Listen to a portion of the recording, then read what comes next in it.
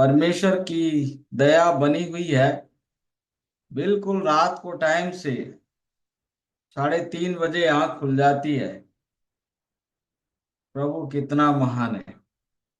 मैं दिल से धन्यवाद देना चाहता हूँ आप सबका, जिन्होंने आज की सुबह अपनी नींद का त्याग किया है। धन्यवाद देना चाहता हूँ आपकी गवाहियों के लिए जो आपने दी हैं। इस प्रोग्राम का नाम है चंगाई बिन दवाई। थोड़ा समझ में नहीं आएगा, तो पहले चंगाई होनी है दिमाग में। दिमाग में चंगाई कब होती है? जब हमारे पास जो कुछ है उसके लिए हम दिल से धन्यवाद करते हैं, बार बार धन्यवाद करते हैं।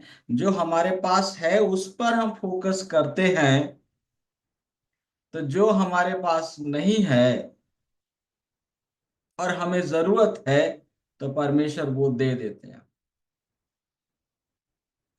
ये दिमाग से चंगाई शुरू होती है।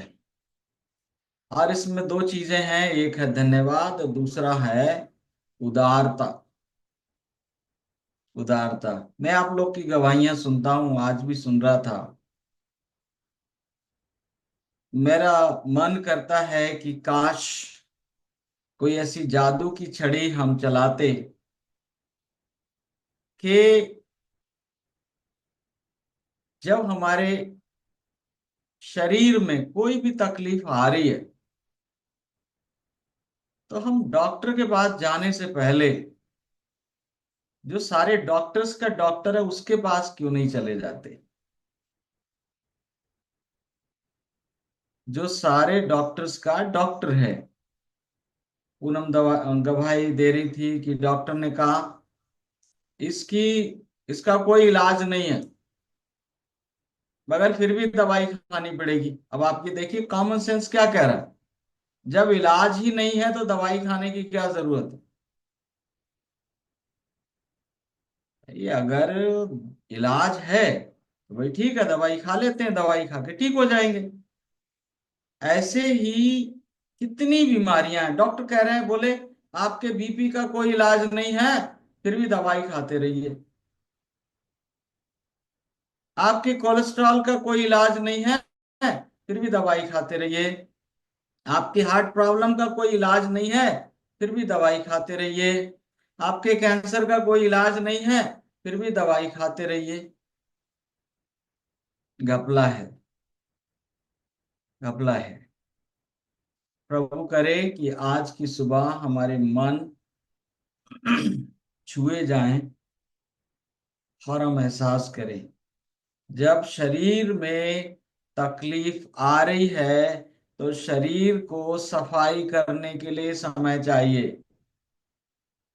दो काम करिए, रुक जाइए, छुट्टी ले लीजिए, आराम करिए, खूब सोइए और खूब पानी पीजिए। हो सके तो नींबू पानी पीजिए, संतरे का जूस पीजिए, नारियल पानी पीजिए, फिनिश, कुछ मत खाइए। अपने आप ठीक हो जाएंगे आप। कैसी भी समस्या क्यों ना हो, सब ठीक हो जाएंगे। और खासतौर से बुखार, कोई बीमारी नहीं होती है। शरीर अपनी अशुद्धियों को निकालना चाहता है, अगर हम उसे टाइम दें तो निश्चय मैं आशा करता हूँ धीरे धीरे हम सब में एक परिवर्तन आएगा। आज के वचन में जाना चाहते हैं हम। आइए छोटी सी प्रार्थना करें। पिता, आपको धन्यवाद देते हैं आपकी असीम दया के लिए। हर दिन आप हमसे बातचीत करते हैं। आज के वचन से भी हमसे बात करें। आज के वचन के लिए प्रभु हमें तैयार करें, हमारे मनों को तैयार करें, हमारे आत्मिक आंखें खोलें, हमें रिसेप्टिव हार्ट दें, ताकि हम लालायत होकर प्रभु वचन को सुनने के लिए बैठे। क्योंकि वचन प्रभु आपका है और देने वाले आप हैं। मैं तो एक माध्यम मात्र हूँ प्रभु। तो होने दें कि लोग आपका आदर करें और आपसे वचन को प्राप्त करने के लिए लालायित हो, उत्सुक हो, क्योंकि आपने ये कहा है जो धार्मिकता के भूखे और प्यासे हैं वो तृप्त किए जाएंगे। प्रभु, जितने लोग सचमुच एक सफल, सुखी, संपन्न जीवन जीना चाहते हैं, कर्ज मर्ज मुक्त होना चाहते हैं, बीमारियों के जाल से बचना चाहते हैं, प्रभु आप उनकी सहायता करें कि वो आज के वचन उनके जीवन को परिवर्तन करने का कारण बन सके। अपने नाचीज सेवक को अपनी महिमा के लिए इस्तेमाल करें। धन्यवाद के साथ इस दुआ को मसीह के नाम से मांग लेते हैं, आमीन। आज का वचन बहुत ही पावरफुल होने वाला है। कितने लोग उम्मीद करते हैं कि आज का वचन सचमुच कुछ मिलेगा? दिल से, कोई जरूरी नहीं आप इलेक्ट्रॉनिक हाथ उठाएं, परमेश्वर आपके हाथों को देखेंगे और आप परमेश्वर से को धन्यवाद दीजिए इसी वक्त कि प्रभु आज का वचन बहुत ही पावरफुल होने वाला है। आज वो वचन मैं देने जा रहा हूं आपको जो मैंने अब तक आपको कभी नहीं बताया, और इस पर बहुत सरमन दिए गए हैं, बहुत सरमन दिए गए हैं। हम सीख रहे हैं कि बियावान जंगल में अब्राहम, इसहाक और याकूब के परमेश्वर के साथ मूसा का वार्तालाप हो रहा है। परमेश्वर ने अपने आप को एक जलती हुई झाड़ी में प्रकट किया। मूसा वहां पर देखने के लिए आया और फिर क्या होता है? बातचीत शुरू हो जाती है।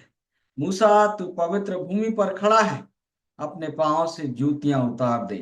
तू एहसास कर कि तू परमेश्वर की उपस्थिति में है। और यहां से बातचीत शुरू होती है। फिर परमेश्वर कहता है कि वो कौन है, वो बताते हैं कि वो क्यों आए, और फिर वो कहते हैं कि मूसा ये काम तुम करोगे। हमने सीखा था कल कि मूसा ने कहा कि मैं क्या नाम बताऊंगा, उस परमेश्वर का नाम क्या? तो हमने सीखा मैं हूं। आज बात आगे बढ़ती है और मूसा कहता है कि अगर मैं वहां जाऊं और लोग यकीन ही ना करें, लोग इस बात को स्वीकार ही ना करें कि किसी परमेश्वर ने मुझे दर्शन दिया है, तो मेरे पास कोई सबूत नहीं है। मेरे पास दिखाने के लिए जो आपने कहा है मैंने सुन लिया है, लेकिन मेरे हाथ में कोई प्रमाण नहीं है, कोई सबूत नहीं है, तो मैं क्या जवाब दूंगा उनको? परमेश्वर ने कहा, तेरे हाथ में क्या है? बोलिए मेरे साथ, तेरे हाथ में क्या है? What is in thy hand? Musa ने कहा, मेरे हाथ में एक लाठी है। कैसी लाठी? एक चरवाहे की लाठी, एक टेढ़ी मेढ़ी लाठी, एक लकड़ी जिससे भेड़ों का मार्गदर्शन किया जाता है, एक लकड़ी जिससे भेड़ अगर किसी गड्ढे में गिर जाए तो फांस कर उसको फंसाकर ऊपर निकाला जा सकता है, एक लकड़ी जो ऊबड़ खाबड़ रास्ते में चलने में मुझे संभालती है, मुझे सहारा देती है। एक मामूली सी लकड़ी है, लाठी है। परमेश्वर ने कहा, इसे भूमि पर डाल दे। मूसा ने उस लाठी को जमीन पर गिरा दिया, डाल दिया। और फिर क्या होता है कि वो लाठी एक सांप बन जाती है। मूसा डर जाता है, भागने लगता है। परमेश्वर कहते हैं, डरो मत, भागो मत, हाथ बढ़ाकर इसकी पूंछ को पकड़ लो। और जैसे ही मूसा हाथ बढ़ाकर उस पूंछ को पकड़ते हैं लाठी की, वो सांप की, तो सांप फिर से लाठी बन जाता है। और वहां पर परमेश्वर ने कहा कि इस चिन्ह को देखकर लोग यकीन करेंगे कि अब्राहम के परमेश्वर ने, इसहाक के परमेश्वर ने, याकूब के परमेश्वर ने, तुम्हारे पितरों के परमेश्वर ने मुझे, मतलब तुमको, कहाँ भेजा है? इसराइलियों को छुड़ाने के लिए भेजा है। ये साधारण कहानी है। अब हम इसकी गहराई में जाते हैं। तेरे हाथ में क्या है? ये नहीं कि तेरे हाथ में क्या था, ये नहीं कि तेरे हाथ में क्या होगा। पहला जो मुख्य संदेश है वो ये कि जो आपके पास है वही पर्याप्त है। बोलिए, जो मेरे पास है वही पर्याप्त है। फिर से बोलिए, आप लोग बोल नहीं रहे, गंभीरता से नहीं ले रहे। जो मेरे पास है वो पर्याप्त है, वही काफी है। कितने लोग रोना रोते रहते हैं, काश मैं आईएएस होता, काश मैंने ये डिग्री कर ली होती, काश मैं वहां होता, काश मेरा कोई रिश्तेदार होता, काश मैं ज्यादा पढ़ा लिखा होता, काश मैं जवान होता, काश मैं बूढ़ा होता। और जीवन की आशीषों से वंचित रह जाते हैं। नहीं, पहला संदेश आज के लिए है, परमेश्वर कह रहे हैं मूसा, जो तेरे पास है वही पर्याप्त है। शर्त ये है कि उसे तू समर्पण कर दे, उसे मेरे हाथों में सौंप दे। परमेश्वर की ये जो लाठी है, ये जो मूसा की लाठी है, आगे हम देखेंगे, ये परमेश्वर की लाठी बन जाती है और फिर इससे बड़े बड़े काम होते हैं। क्योंकि मूसा की लाठी किसकी लाठी बन गई? परमेश्वर की लाठी बन गई। और परमेश्वर की लाठी कब बनी? जब मूसा ने उसको समर्पित कर दिया। पहला संदेश बहुत ही पावरफुल संदेश है। आज आप क्या दर्शन देख रहे हैं, क्या आप बनना चाहते हैं, क्या आप होना चाहते हैं, कहां आप जाना चाहते हैं, जो आपके पास है वही पर्याप्त है। जो सेहत आपके पास है वो पर्याप्त है, जो समय आपके पास है वो पर्याप्त है, जो शक्ति आपके पास है वो पर्याप्त है, जो ज्ञान आपके पास है वो पर्याप्त है।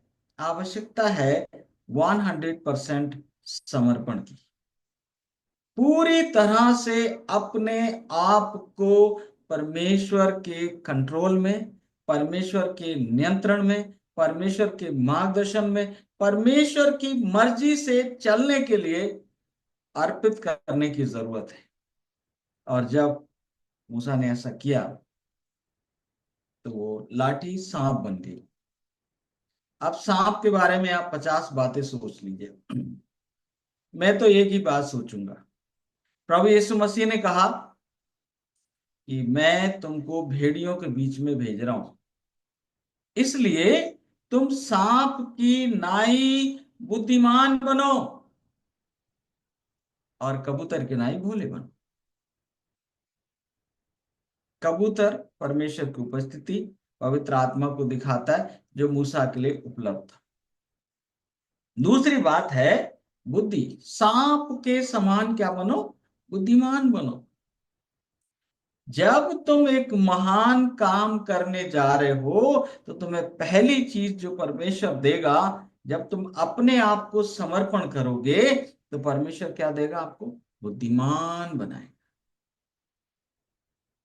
हम लोग नीति वचन अपने घर में पढ़ रहे थे हर दिन शाम को बैठकर नीति वचन का, और मैं अपने बच्चों को, परिवार को बता रहा था कि बुद्धि के बारे में नीति वचन में कितना कुछ लिखा हुआ है। दुनिया में जितने महान काम होते हैं सब बुद्धि से होते हैं। और बुद्धि कौन देता है? परमेश्वर। यहोवा का भय मानना बुद्धि का मूल है। मैं आपको बताना चाहता हूं, बाइबल में ऐसे बहुत से उदाहरण हैं। मूसा के हाथ में लाठी थी, उसने समर्पित कर दी, परमेश्वर ने महान आश्चर्य कर्म किए और उस लाठी के बल पर परमेश्वर अपनी प्रजा को मिस्र की गुलामी से निकाल कर कनान में उसने पहुंचा दिया। दाऊद के हाथ में एक गोफन था, छोटे 5 पत्थर थे। गोलियत जैसी वो ताकत को उस गोफन के मदद से क्या कर दिया गया? खत्म कर दिया गया। वो उतनी बड़ी समस्या को हल कर दिया गया क्योंकि वो गोफन दाऊद के पास थी और दाऊद ने उसी का इस्तेमाल किया। शाऊल ने कहा तुम ये टोप ले लो, तुम ये कवच ले लो, तुम ये जूते पहन लो, तुम ये तलवार। ने कहा ये सब मुझे नहीं चाहिए, मैंने इनको परखा नहीं है, मैंने तो गोफन को परखा है। और वो गोफन लेकर गया और उसने महान काम को कर लिया।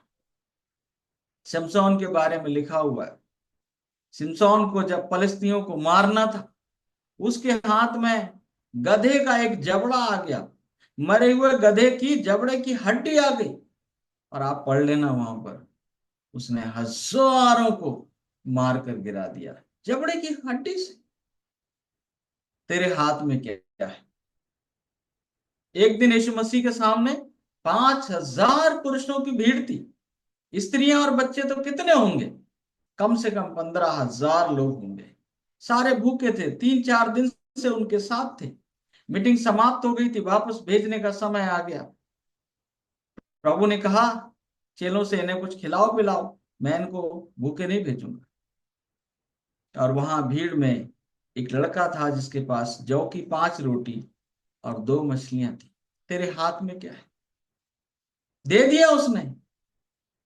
वो जौ की 5 रोटी और 2 मछलियां समर्पित कर दी, तो कितने हजारों हजार लोगों के पेट भरने के लिए और 12 टोकरे बचाकर देने के लिए पर्याप्त हो गई।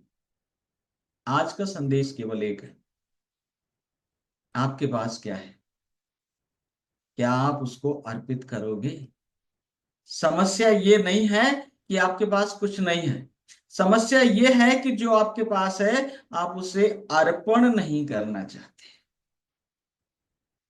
हम बोलते ना प्रभु हमें आशीष दे दे, हमें ये कर दे, हमें वो कर दे, हमें सुरक्षा दे दे, लेकिन प्रभु चाहता है कि तुम खुद को अर्पण कर दो और फिर मुझे ये अधिकार दे दो कि मैं जो तुम्हारे पास है, जो तुम्हारी कुप्पी में थोड़ा सा तेल और मटके में जो थोड़ा सा आटा है, तुम उसे अर्पण तो कर दो। अकाल में तुम्हें भूखे नहीं मरने दूंगा, अकाल में मैं तुम्हें भूखा नहीं मरने दूंगा। विधवा से एलिशा ने कहा तेरे घर में क्या है, तेरे हाथ में क्या है? ओ प्रभु, एक बर्तन में थोड़ा सा खाने का तेल है, थोड़ा सा कड़वा तेल है। कोई लोग उसको कड़वा तेल कहते हैं, कुछ लोग उसको मीठा तेल कहते हैं। और जब उसने अर्पण कर दिया तो प्रभु ने एक बहुत बड़ा काम किया, सारे खाली बर्तनों को भर दिया। आज आपके हाथ में क्या है? पहला काम करिए, एक पेपर उठाइए, डायरी उठाइए और लिखिए मेरे पास क्या क्या है। लिखिए मेरे पास क्या क्या है। और आप में से हर एक के पास मूसा की छड़ी से ज्यादा है, 1000 गुना ज्यादा है। लेकिन अगर आज आप कुछ कर नहीं पा रहे तो कारण यह है आपने समर्पण नहीं किया है। तो शिकायतें करते रहिए, कुछ नहीं होने वाला है। लेकिन अगर आपने अर्पण कर दिया, अपना समय, अपनी शक्ति, अपने संसाधन, अपनी अकल, अपनी बुद्धि जो है अर्पण कर दीजिए। प्रभु यही है और इसको आप आशीष दीजिए। फिर परमेश्वर आपको क्या देंगे? बुद्धि देंगे। घर बुद्धि से के द्वारा बनता है और समझ के द्वारा स्थिर रहता है। समस्याओं के समाधान आपको नजर आएंगे, परमेश्वर की उपस्थिति आपके साथ होगी और परमेश्वर आपको क्या देंगे? बुद्धि देंगे। तो आज के वचन से प्रभु आप सबको बहुतायत से आशीष दे और अपनी महिमा के लिए और अपने काम के लिए इस्तेमाल करें। Thank you very much. God bless.